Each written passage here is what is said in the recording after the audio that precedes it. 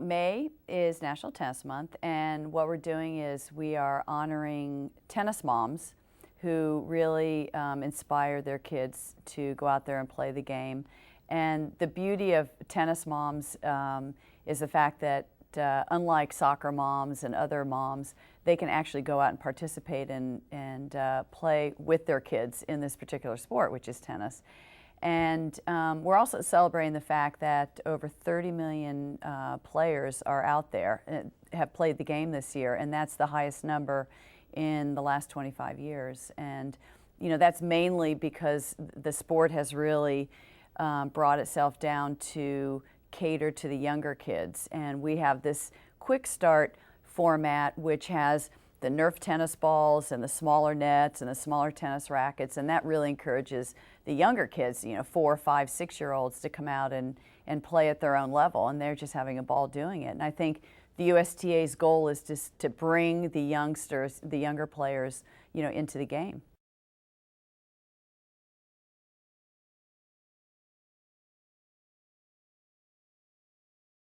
Being a daughter, I'll have to start with that. My mom, my father was a tennis coach anyway at Holiday Park, and my mom played, and she would always bring us over in the afternoons right after school and play tennis with us. And I sort of dreaded those days in the sense of I would play kids my own age every day, but Tuesdays and Thursdays I'd have to play like a set with my mom, and she would drop shot me and then lob me and just totally abuse me. And I would always just hate to play her, but she taught me how to drop shot and lob. I mean, I learned that from her. So like I said, it's a great thing. And I play tennis with my kids too. And I have 3 teenage boys, and I actually offered them a bet of X amount of money the day that they beat me 2 out of 3 sets. And of course, it's a lot of money because I don't know. I don't think they're ever going to beat me. But it's something that we have giggles when we go out there and play. Sometimes it gets ugly. Sometimes we get a little competitive. But anytime you can engage with your child, in any sport or activity, I think it's wonderful.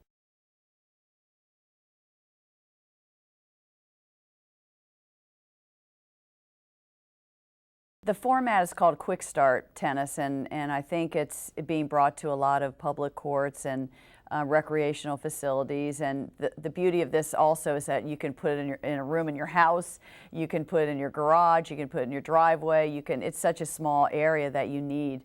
And I just think the wonderful thing about tennis is you can play at any age. You can play at 6, you can play at 60 years old. But it's become a lot more social because a lot of these public programs are promoting more of a team aspect. And I think that's been a turnoff to a lot of kids in the past. They want to be on the soccer team. They want to be on a team for the social aspects. And now these tennis facilities are promoting like junior Davis Cup teams and junior world team tennis teams where the kids are on a team.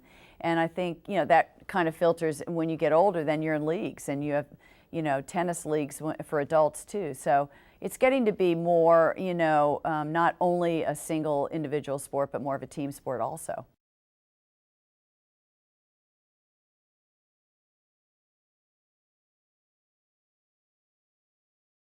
I think tennis is the way it's going right now with the injuries, and you look at Nadal, who's dominated, clay court tennis the last couple years, and he's had knee injuries. He hasn't really played a full schedule, and he hasn't played up to his full potential. And then you have Roger Federer, who's got a lot of incentive going as he won the Australian, but I don't think red clay is his best surface. So the same thing with the Williams sisters. That they're dominant and they're great on every single surface, and I put my money on them in every other surface. But on red clay, their games don't really flourish and blossom like their games do on a hard court or a grass court because it takes away a little bit of their power, and they have to have a lot of patience. So the beauty about the French Open is you never know.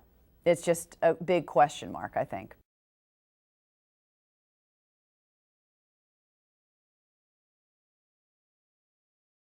They have to go on tennismonth.com and they'll find out all kinds of information. And there's tennis festivals going on around the country. There's block parties, you know, going on in tennis cities around the world, around the country. And you know, the USTA really is celebrating tennis this month.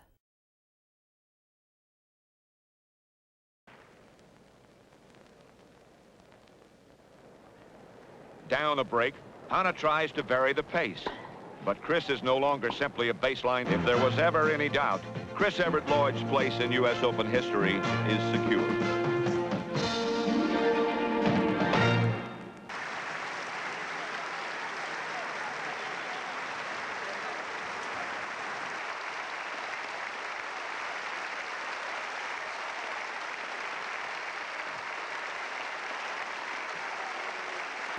Give her a kiss.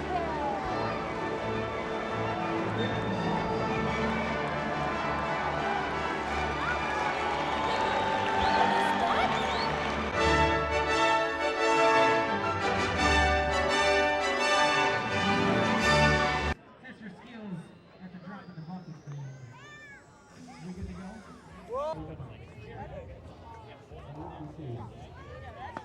6, good shot. 7, still alive. Race. There you go, BB. That's it. Ready? Turn to the side. There you go. Good job. Nice, BB. 1, 2, 3, 4.